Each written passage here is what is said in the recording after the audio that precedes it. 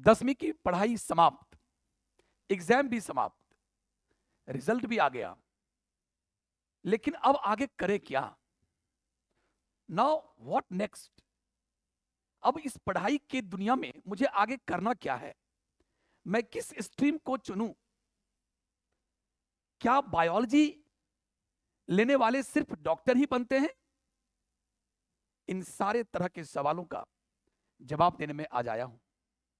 तो प्यारे, मैं हूं डॉक्टर डी कुमार, और मैं अपने इस YouTube प्लेटफॉर्म से आप लोग को आज ये रूबरू कराने जा रहा हूं कि अगर 10वीं पास अगर कर जाते हैं तो 10वीं पास करने के बाद कौन स्ट्रीम अच्छा रहेगा, कौन स्ट्रीम आपके बॉडी पर, आपके पर्सनैलिटी पर सूट करेगा, आपके माइंड पर सूट करेगा, और आप आगे बढ़ पाओगे, आप अपनी मंजिल को बहुत तेजी से प्राप्त कर सकते हो।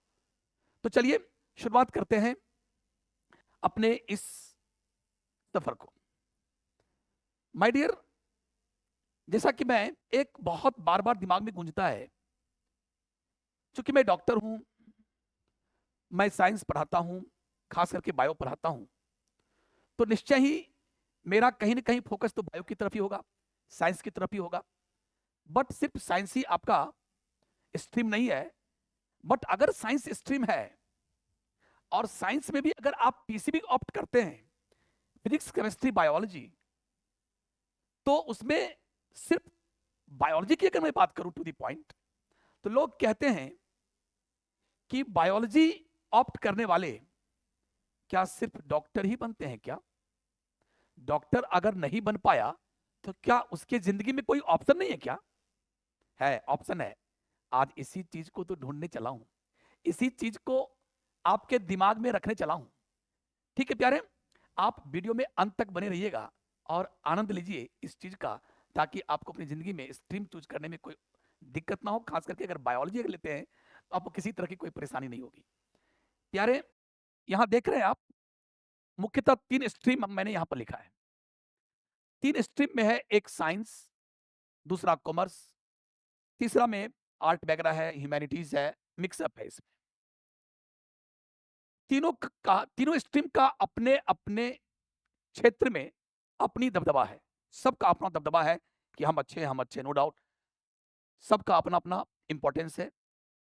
अगर मैं कॉमर्स की बात करूं तो व्यापार और आर्थिक युग में ये अपना परचम लहराता है। व्यापार के क्षेत्र में कैसा व्यापार होना चाहिए, कैसा मैनेजमेंट होना चाहिए, फैक्ट्री खोलते हैं या फिर कुछ ऐसा कुछ व्यापार करते हैं तो कैसे अच्छा हो, सारी समझदारी, पूरा हिसाब में आपको महारत ही हासिल कराता है ये। अगर मैं आर्ट की बात करूं तो आर्ट में तो बहुत सारे विषय हैं, ह्यूमैनिटीज, एनालिटिकल, गीत संगीत से लेकर जितने भी आर्ट का है, या फिर आप जितने भी हिस्ट्री, ज्योग्राफी, मतलब इसमें मिसलेनियस है, इसका भी अपना इंपॉर्टेंस है। लेकिन फिर भी अगर कहा जाए, अगर आप दुनिया को बदलने की चाहत रखते हो, इस दुनिया को अच्छा करने की अगर कुछ जुनून रखते हो, तो वो पावर सिर्फ आपको साइंस स्ट्रीम के पास है। निश्चय ही मैं इस तीनों में साइंस स्ट्रीम के बारे में आज कहने आया हूं कि ये पावर है, ये वो पावर है जिससे दुनिया बदला जा सकता है। डियर, तो अब हम चलते हैं साइंस स्ट्रीम की तरफ। जनरली अगर कोई साइंस स्ट्रीम में जाता है तो दो बातें होती है, या तो वो पीसीबी ऑप्ट करता है या पीसीएम। पीसीबी कहे तो फिजिक्स केमिस्ट्री बायोलॉजी, और पीसीएम कहे तो physics chemistry mathematics. Physics chemistry mathematics तो समझते ही हैं, जो लिया वो जेई मेंस वगैरह ये सब का एडवांस की तैयारी करता है, बन गया तो इंजीनियर, आर्किटेक्ट, इंफॉर्मेशन टेक्नोलॉजी के क्षेत्र में जाते हैं। और अगर पीसीबी की दुनिया में आए तो आज मैं इस पर पूरा फोकस करूंगा कि अगर पीसीबी अगर आपने लिया तो आप तैयारी क्या करते हो। नीट की तैयारी करते हो, एम्स की तैयारी करते हो, पैरामेडिकल की तैयारी करते हो, बीएससी नर्सिंग की तैयारी करते हो, क्या क्या आप पा सकते हो। आपने अपनी मंजिल में डॉक्टर बन सकते हो, डॉक्टर, सर्जन, फार्मासिस्ट, रिसर्चर्स वगैरह वगैरह बहुत कुछ बन सकते हो। तो आज का जो फोकस होगा मेरा, इस पीसीबी वाले हर सवाल का जवाब होगा। पीसीबी से संबंधित, खास करके बायोलॉजी से संबंधित कुछ मिथ्स हैं, कुछ पौराणिक बातें हैं, घिसी पिटी यादें हैं, घिसी पिटी बातें हैं, और कुछ रियलिटी है। तो उन घिसी-पिटी बातें, उन पुरानी चीज़ों से मैं आपको रूबरू कराऊँगा कि क्या-क्या पुरानी बातें आपके दिमाग में घर बसा लिया। आपके दिमाग में, आपके अभिभावक के दिमाग में ये घर बसा लिया, आपके दोस्तों के दिमाग में कुछ ऐसी बातें घर बसा लिया, जो पूरे समाज को क्या कर रहा है, खाई की तरफ धकेल रहा है। जैसे मैं चलता हूँ आपको कुछ ऐसे मिथ मिथ की तरफ ले चलता हूँ और उस मिथ का मेरे पास जवाब है, उसकी क्या रियलिटी होगी, उसकी तरफ मैं ले चलूँगा हूँ। चलिए, ज़रा एक नज़र डालिए यहाँ पर, हमारा ओल्ड माइंडसेट क्या कहता है? हमारे दिमाग में क्या मिथ बैठ चुका है? क्या पुरानी बातें हमारे दिमाग में अभी भी घर बसा लिया है, जो हमें दीमक की तरह हमारे दिमाग को खाए जा रहा है? पहली बात है ये कि क्या बायोलॉजी पढ़ने से सिर्फ़ एमबीबीएस ही लोग बनते हैं? और अगर एमबीबीएस डॉक्टर नहीं बन पाते, तो क्या उसके ज़िंदगी में अब कोई रास्ता नहीं है क्या? तो माय डियर, मैं पहले इस मिथ को दूर करना चाहता हूँ। रियलिटी ये है कि अगर आप बायोलॉजी लिए हैं, तो सिर्फ़ डॉक्टर बनना ही, सिर्फ़ एमबीबीएस डॉक्टर बनना ही, सिर्फ़ इसका एक मिशन नहीं है, सिर्फ़ इसका एक रास्ता सिर्फ़ एमबीबीएस डॉक्टर ही नहीं है, बल्कि ये आपको सैकड़ों ऐसे करियर को ओपन करता है, जिसे अगर आप जान जाओगे, तो दिल भाग-भाग हो जाएगा। लगेगा कि चलो थैंक गॉड, अच्छा हुआ कि मैंने बायोलॉजी लिया। लोग तो कहते थे कि बायोलॉजी लेगा तो डॉक्टर बनोगे, डॉक्टर नहीं बनोगे तो कुछ उपाय नहीं है। लेकिन मैं आज आपको सैकड़ों ऐसा चीज़ बताऊँगा, जो आप अपनी ज़िंदगी में अपना सकते हो, वो चीज़ बन सकते हो और पैसा, नाम, शोहरत, इज़्ज़त सब कुछ कमा सकते हो। वो क्या-क्या चीज़ होगा? जैसे सिर्फ़ डॉक्टर बनना ही नहीं है, जैसे अगर मैं यहाँ आपको ले चलूँ, लोग कहते हैं कि सिर्फ़ एमबीबीएस डॉक्टर बनेगा, दाँत का डॉक्टर बनेगा, आयुर्वेदिक डॉक्टर बनेंगे, होम्योपैथिक डॉक्टर बनेंगे, यूनानी डॉक्टर बनेंगे, वेटरनरी डॉक्टर बनेंगे। सिर्फ़ डॉक्टर बनना ही इसका कोई ऑप्शन नहीं है। सिर्फ़ यही इसका द्वार नहीं खुलता है। सिर्फ़ बायोलॉजी लेने वालों, ये मत समझिएगा कि बायोलॉजी सिर्फ़ इसका ही द्वार खोलता है।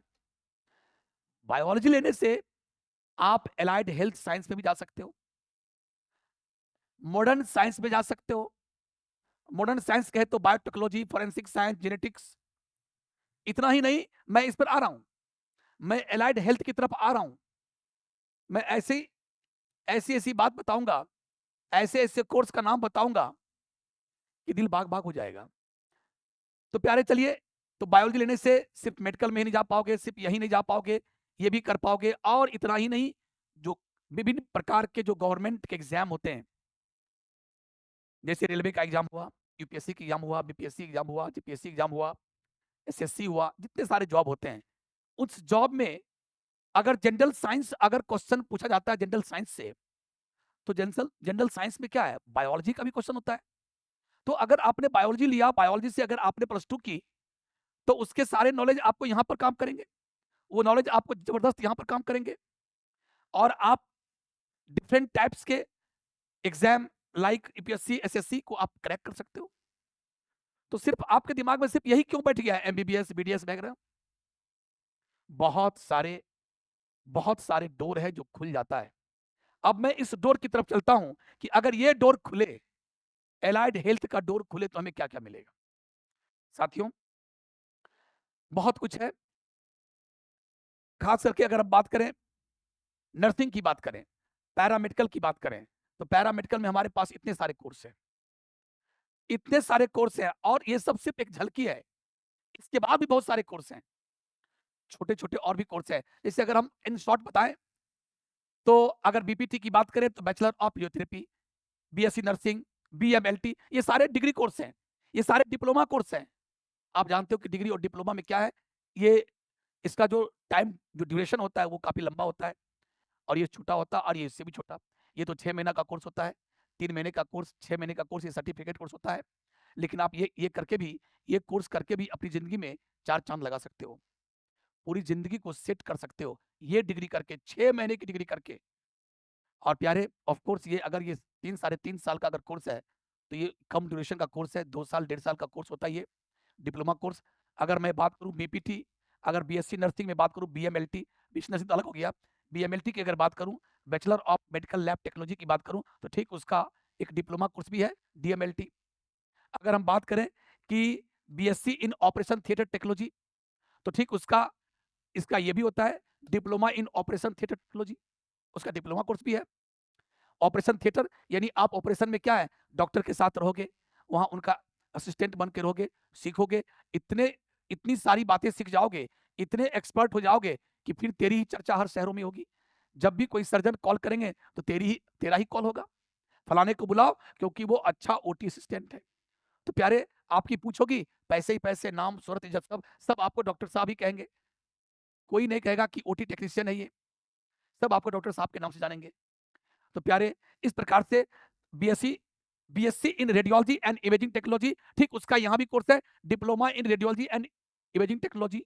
उसके बाद बीएससी इन ऑपरेशन थिएटर हो ही गया। बीएससी इन ऑप्टोमेट्री, ऑप्टोमेट्री कहते हैं जो आंख के डॉक्टर होते हैं, आंख के डॉक्टर के पास जो सहयोगी बैठे रहते हैं वो कौन कोर्स के रहते हैं, बीएससी इन ऑप्टोमेट्री। अगर बीएससी इन ऑप्टोमेट्री अगर आप नहीं कर पाए कोई बात नहीं है, तो डिप्लोमा इन ऑप्टोमेट्री कर लो, फिर भी आप डॉक्टर के असिस्टेंट बन के रह सकते हो, वहां भी आपका हैंडसम सैलरी होगा।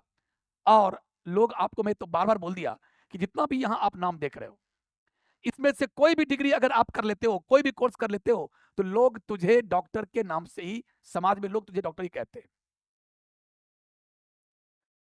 तो प्यारे, BSc in cardiac technology, BSc in dialysis technology, BSc in physician assistant, एक फिजिशियन के अच्छे असिस्टेंट बनोगे उसके लिए भी कोर्स आता है।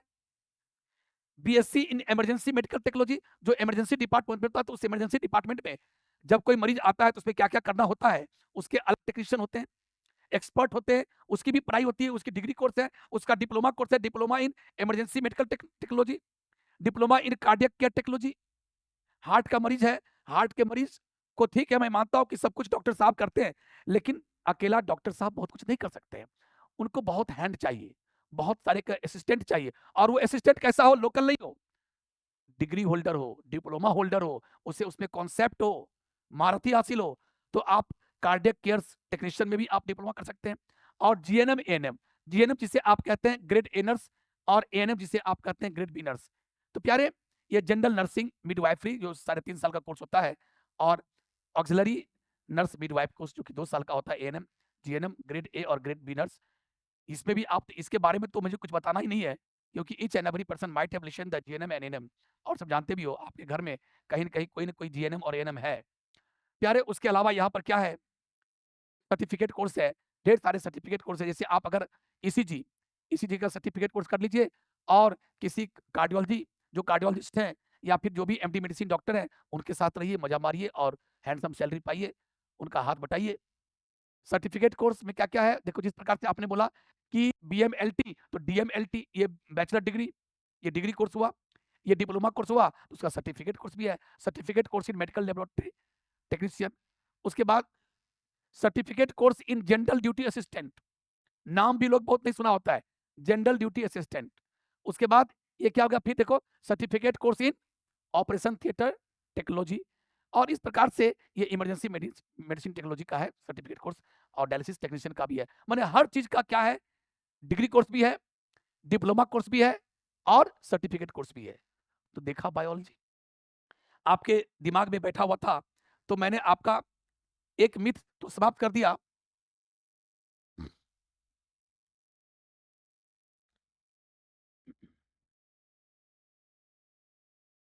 तो पहला मिथ समाप्त। मैंने अभी वादा भी किया था कि अगर आपके दिमाग में अगर ये मिथ बैठ गया हो, ये घिसी पीटी बातें बैठ गई कि बायोलॉजी से सिर्फ लोग एमबीबीएस डॉक्टर ही बनते हैं और एमबीबीएस नहीं बन पाए तो जिंदगी बर्बाद, ऐसा नहीं है। मैंने अभी आपको सैकड़ों ऐसे रास्ते बताए जहां पर आप अपना जिंदगी को बना सकते हैं, सेटल कर सकते हैं, पूरी परिवार खुशी से जीवन यापन करेगा, बेहतरीन लाइफ जियोगे। इतने सारे मैंने कोर्स बताया बायोलॉजी का। अगला है, कुछ लोग कहते हैं कि बायोलॉजी क्या है, एक रट्टा मार साइंस है, रट्टा मार साइंस, रोट लर्न का मतलब रट्टा मार साइंस। ये सिर्फ रोट साइंस ही नहीं है, जी हाँ, ये कहीं किसी तरीके से दरकिनार नहीं किया जा सकता है कि रट्टे का साइंस है। अरे रटने का संबंध तो राइट फ्रॉम द बिगिनिंग से है। अगर आप ABCD नहीं रटे होते तो क्या आप सीखते, आप काखा गागा नहीं सीखे होते तो क्या आज आप वो बोलना सीखते। तो रटना, जब जब जहां एजुकेशन है, जहां पढ़ाई है, वहां रट्टा मार है, वो तो है ही। लेकिन बायोलॉजी को ये कह के बदनाम कर देना कि ये सिर्फ रटने का साइंस है, तो प्यारे इस मिथ से आप दूर हो जाओ। मैं आपके सारे माइंड सेट को, ये जो माइंड में सेट कर गया ये मिथ, इसको मैं दूर करने आया हूं। प्यारे, ये बेहतरीन साइंस है, हाईली लॉजिक बेस्ड साइंस, पूरा लॉजिकल साइंस है। डूब के पढ़ो, जैसे गोतेखोर डूबता है तो मोतियां निकालता है, उसी प्रकार बायोलॉजी में डूबो। ये एक ऐसा साइंस है, highly logical, highly logic based science है, हर चीज का लॉजिक है। आप सिर्फ रट्टा मार नहीं कर सकते हो, पहले कॉन्सेप्ट को समझो, कॉन्सेप्ट का खजाना है, रियल साइंस है। मजा आ जाएगा जब समझाने वाला आपको अच्छा मिल जाए, समझने वाले अच्छे मिल जाए, फिर देखो साइंस में क्या मजा है। हाँ ऑफ कोर्स, पहले आप समझो, फिर तो रटना है ही। रटना कहाँ नहीं है, रटना कहाँ नहीं है। क्या आर्ट के स्टूडेंट हो, जब वहां रटते हो कि तराइन का प्रथम युद्ध कब हुआ था, तराइन की दूसरी लड़ाई कब हुई थी, किसके किसके बीच हुई, बाबर के बेटा का नाम क्या था, हुमायूं के बेटा का नाम क्या था, उसके बाबूजी का नाम क्या था, ये पुस्तक के राइटर कौन है, क्या रट्टा ने, अरे रट्टा मार कहाँ नहीं है दोस्तों, बिना रट्टा का कुछ हो सकता है क्या। तो आप हमारे बायोलॉजी को यूं बदनाम क्यों करते हो कि बायोलॉजी तो रट्टा मार साइंस है।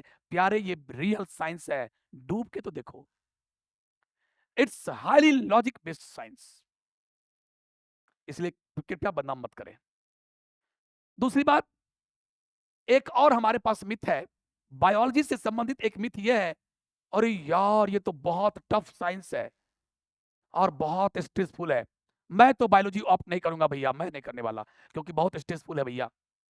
भाई साहब, पहली बात तो मैंने पहले ये बोल दिया कि आप इसे स्ट्रेसफुल बोल करके और मैदान खाली कर रहे हो, रास्ते से हट गए, तो सुन लो, इसका मतलब है कि तुम चैलेंज लेना नहीं सीखा है। साइंस ऑप्ट कर रहे हो और चैलेंज लेने से डरते हो, मैदान खाली कर दिया कि बायोलॉजी में बहुत चैलेंज है, रट्टा मार है, स्ट्रेसफुल है। भाई साहब, इसे टफ मत कहो, इसे स्ट्रेसफुल मत कहो, ये तो मन प्रसन्न कर देने वाला साइंस है बायोलॉजी। पढ़ाने वाला चाहिए, पढ़ाने वाला चाहिए। तो माय डियर, और जहां तक टफ का सवाल है, तो शेक्सपियर साहब भी बोले थे कि इम्पॉसिबल वर्ड जो है वो मूर्खों के शब्दकोश में होता है, मूर्खों के डिक्शनरी में होता है impossible word. Nothing is impossible for the human being, कुछ भी चीज टफ और इम्पॉसिबल नहीं है। अपने मुंह पर, अपनी जुबान पर कभी टफ और इम्पॉसिबल वर्ड मत लाना। Nothing is impossible and tough for the human being. फिर आप बायोलॉजी पढ़ते हो, किसी ने बायोलॉजी साइंस लिख के चला गया और आप उसको लिखे हुए चीज को समझ और पढ़ नहीं सकते हो, उसे टफ कहते हो। माय डियर, टफ नहीं है, बिल्कुल आसान है, बिल्कुल आसान है। और बता दूं, ये हाईली स्कोरिंग सब्जेक्ट है बायोलॉजी। फिलहाल जो अभी की दुनिया में, तब आप भी नीट का एग्जाम सुने होंगे, अगर नहीं सुने हो तो मैं आपको बता दूं कि 12वीं पास करने के बाद, अभी आप 10वीं पास किए हो, जब 12वीं पास कर जाओगे तो आप नीट का एग्जाम दोगे, और नीट का एग्जाम में अगर आप क्वालिफाई करते हो, अच्छे नंबर लाते हो, कट ऑफ पार करते हो, तो आप एमबीबीएस में जाओगे। प्यारे, उस एग्जाम की बात करता हूं, उस एग्जाम में 180 क्वेश्चन होता है, और उस 180 क्वेश्चन में 90 क्वेश्चन सिर्फ बायो होता है। बायो, 180 में 90 बायो। अगर 720 नंबर का एग्जाम होता है, एक क्वेश्चन 4 नंबर का है, तो सोचो 720 में 360 नंबर सिर्फ बायो से होता है। हाईली स्कोरिंग सब्जेक्ट है, हाईली स्कोरिंग सब्जेक्ट। अगर एक बार कंसेप्ट में आ गया, कॉन्सेप्ट तैयार हो गया, पढ़ाने वालों ने तेरे कॉन्सेप्ट का पूरा दिमाग में कॉन्सेप्ट रख दिया, आपके मेमोरी कार्ड में रख दिया, तो सोच लो आप हाई स्कोर ला सकते हो। और यही आपका जो है नीट का जो सपना साकार करेगा, यही, जिसे आप गलती से टफ कह दिया और स्ट्रेसफुल कर दिया, ये कहीं से भी स्ट्रेसफुल नहीं है। अरे स्ट्रेसफुल तो कोई और चीज है, ये तो हाईली स्कोरिंग सब्जेक्ट है, highly scoring, highly conceptual. Concept clear करो और भर भर के नंबर लो, और नीट का द्वार खोल लो, क्रैक करके आओ। ये है बायोलॉजी। तो क्यों आप इतने सारे मिथ को फैला रहे हो। तो माय डियर,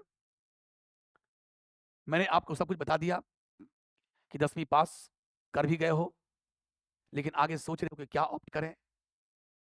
मैं आज साइंस के बारे में इतना कुछ बताने आया था, क्योंकि ऑफ कोर्स मैं साइंस पढ़ाता हूँ, बायो पढ़ाता हूँ, तो ऑफ कोर्स बायोलॉजी से संबंधित जितनी भी मिथ्याएं थी, जितने मिथ थे, उनको दूर करने आया हूँ। और अगर आप हमारे एपेक्स इंस्टीट्यूट में आते हैं, तो कहीं से कोई डाउट नहीं है, आपकी जो बायोलॉजी की पढ़ाई होगी, इस अनुभवी किसान से होगी। ये एक अनुभवी किसान है बंदा, ये बंदा एक अनुभवी किसान है, ये नीट क्रैक करके खुद आया हुआ इंसान है। तो आपको मैं बायोलॉजी की तैयारी बहुत उम्दे तरीके से कराऊंगा, एक एक बात बताऊंगा, एक एक चीज स्टेप स्टेप पर बताऊंगा कि कहां से नीट में कौन क्वेश्चन आ सकता है, कहां घुमाएगा। माय डियर, आप अपना सफर हमारे साथ पूरा करें 11th और 12th बायो का। मैं आपका इंतजार कर रहा हूं, हमारा इंस्टीट्यूट आपका इंतजार कर रहा है। Most welcome in my premise. आप आए और बायोलॉजी का सफर शुरू करें हमारे साथ। जैसा कि आपको पता है कि 2026 में जो भी पास करके आए हैं उनके लिए बैच हम लोग ने स्टार्ट कर दिया।